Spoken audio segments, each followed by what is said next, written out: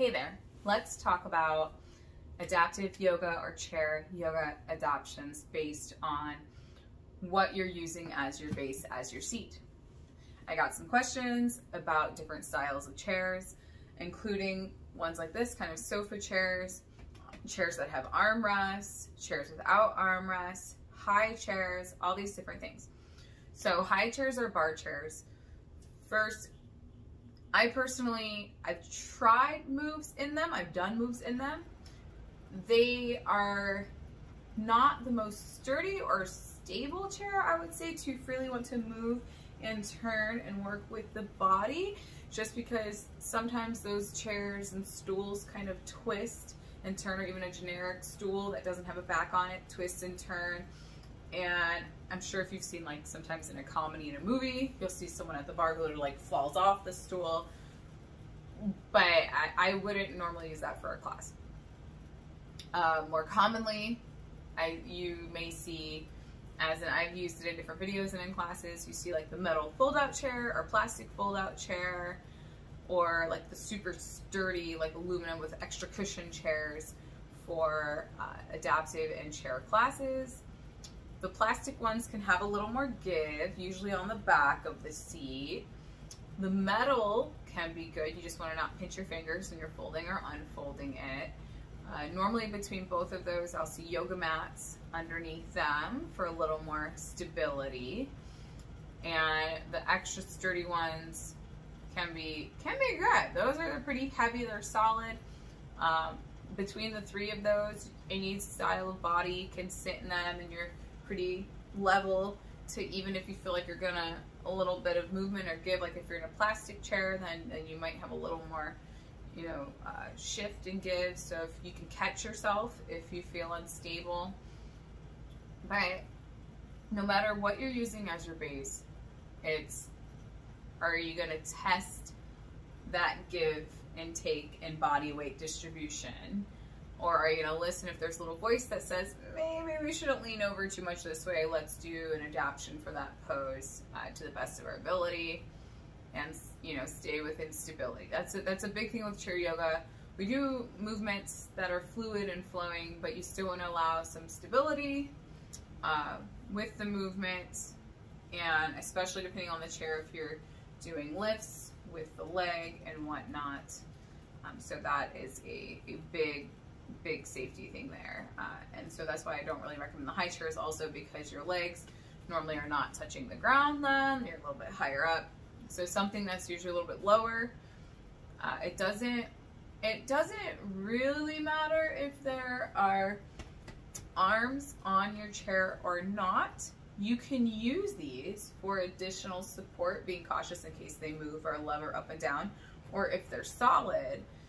Or it's really just knowing how to use these. So let me adjust something here. We're gonna just adjust something real quick, because I want you to be able to see what I mean with the feet especially. There we go. So when lifting and unlifting the feet, sometimes we do leg lifts, we do extensions, we'll do, you know, warrior poses. And in these different poses, then some people I've seen on their own move based on the style of chair of their body, and others really want to follow the flow of the teacher, which is fine, or the video, which is fine, but you still want to listen to your body first and foremost. You know your body best. We who are guiding these flows don't 100% know every single possible thing that could be going on with the body. And so it's really good to listen to your body and breathe through flow and adapt as you need with these poses and positions. So other than these big comfy sofa chairs that you can do a flow in, I've seen people who have walkers with seats on them use their walkers if they can lock the wheels in so they don't topple over. But I've seen people also limit or adjust the pose and position and move based on the weight distribution on the you know, while they're sitting on their walker. That's also an important thing, the weight distribution. I like to move a little bit slower through my flows and classes. so that you can feel, you know, if we're moving back and the weight's going in the back, or if we're moving forward or side to side, adjust where you need so that you feel balanced out in your seat. If you're using like a plastic folding chair, they have a little bit more give in the back.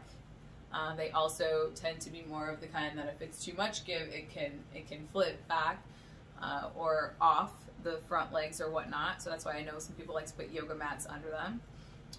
With these sometimes chairs with arms, or the walkers that have the arms, then the situation might be that you feel like you have no space, like you can't move up freely, or that you can't fully move the arms to do a spinal twist to one direction or another. But you can do this in different ways. You can maybe just not go as deep into your spinal twist, or you can use your body using the hands outside of whatever side you're going on and twist inside the chair, or you can use the chair to help guide you deeper into the twist.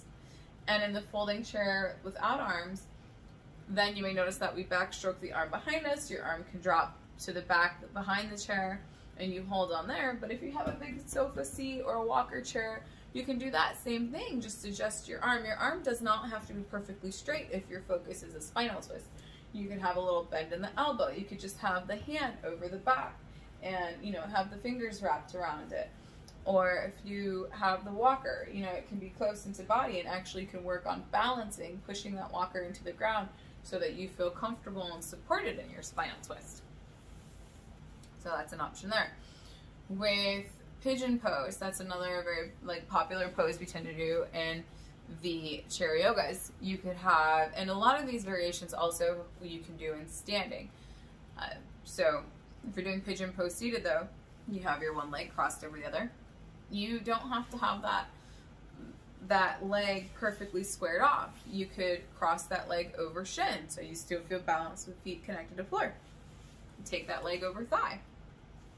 You could cross it in closer if you're in a walker seat. Then you're focusing on the lift and over forward fold, and you're still going to get that stretch, but the pigeon pose mainly is stretching in to the back of the leg, back of the thigh, and possibly into the glute and lower back. So it will change how you feel the stretch. But if you are also working with a certain type of seat that doesn't allow much space, that's okay.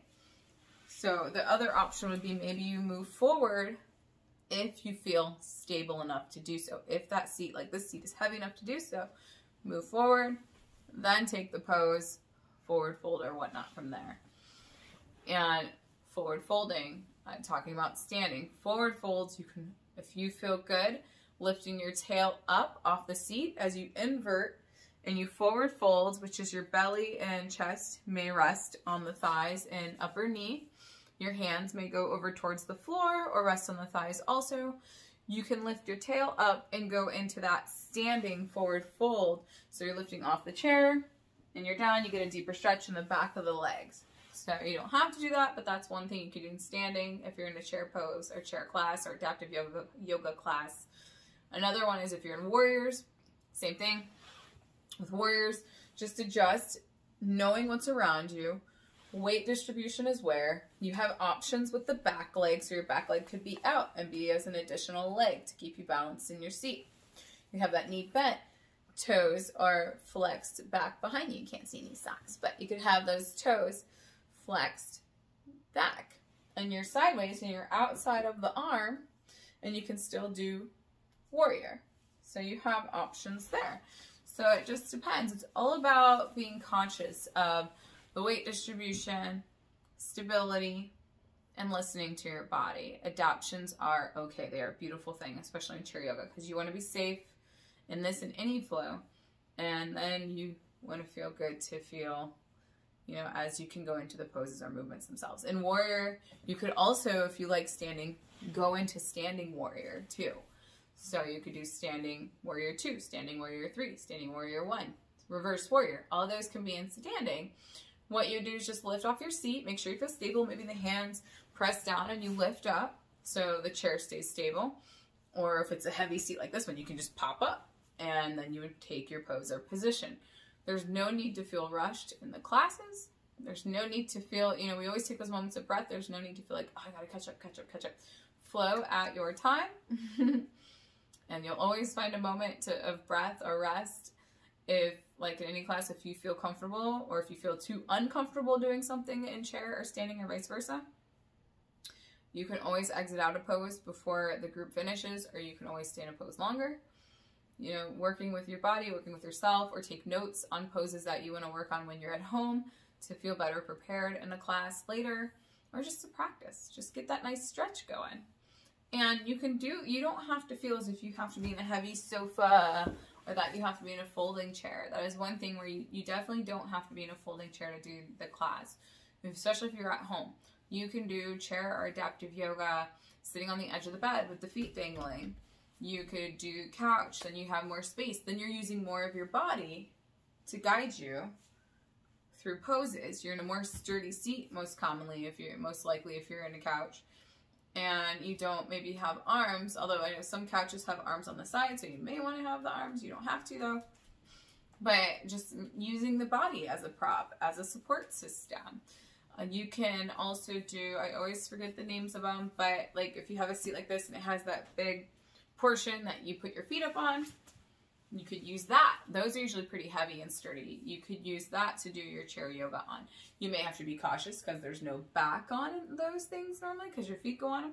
So if you lean back to do a knee lift, you know, you want to be cautious, or maybe come up forward and come to that good posture.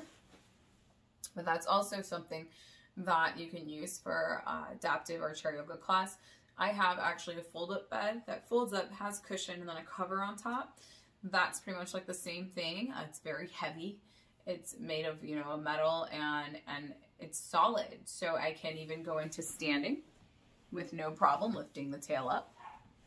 And also just, yeah, like instead of having the arms, I just have the cushion that I go on the side of to do any spinal twists. So there are always, always, always, always plenty of adaptions and different ways to change up poses and positions in really any yoga class. So if you would like to break things down in some more detail, definitely reach out to me, send me a message, send me an email, hit me up on Insta, Carmita Smiles, on any platform, that's what you'll find. And we can go and dive a little bit deeper into specific poses and moves and adaptions through stretches and whatnot. But really it's just, yeah, stability and weight distribution and listening to the body. Another good one for that is for Banasana pose or banana pose, or just in half stretch where like maybe one arm is down on the side or on the thigh or on the top of the chair, taking one arm up and over. So there's always ways to adapt. You don't have to have a chair that doesn't have arms so that you can flow deeper over. Just become aware of those surroundings. Arm can still go out to side, raise up, and then you may notice that my body naturally just indents over to the side more and kind of flows. The weight distribution kind of falls into the arm that's over my head. So the same thing would happen on the opposite side. Other people might have that lean up folding chair and they can kind of topple over a little bit differently, but you're still stretching out your sides. So just, yeah, just having those, you know, your sublimity, unconsciously, consciously, if you're used to your furniture, gonna be able to bring into awareness if you have, you know, arms there, or if you feel like there's not as much space, then you just kind of move then to that front to back movement, different distributions. But you want to watch, that's where you really want to watch the weight distribution, because if you're in a folding chair that has a little more give, when you move forward, that chair might want to move forward. So best bet would be, you know, if it has arms on that chair, which I never really see like too many folding chairs that have arms on the side, but if it does, you know, and you feel like crunched in, but then you don't feel stable moving forward, that's okay. Just work within the constructs. If we go out, but you feel like the arms of the chair in your way, just go up forward. You're just stretching those arms. And then maybe, you know, you have to lift the arms up a little bit higher. You want to make sure you don't strain. If you feel your arms have to lift a little bit higher, that you still stretch, don't strain, but just adapt. Adapt as you need. So once again, if you have any questions, definitely feel free to ask me. You can see my doggy Rachel want to get my doggy. I'm here, my doggy, Rachel. Oh, she is covered in snow. We are so excited. I haven't been with her for a while.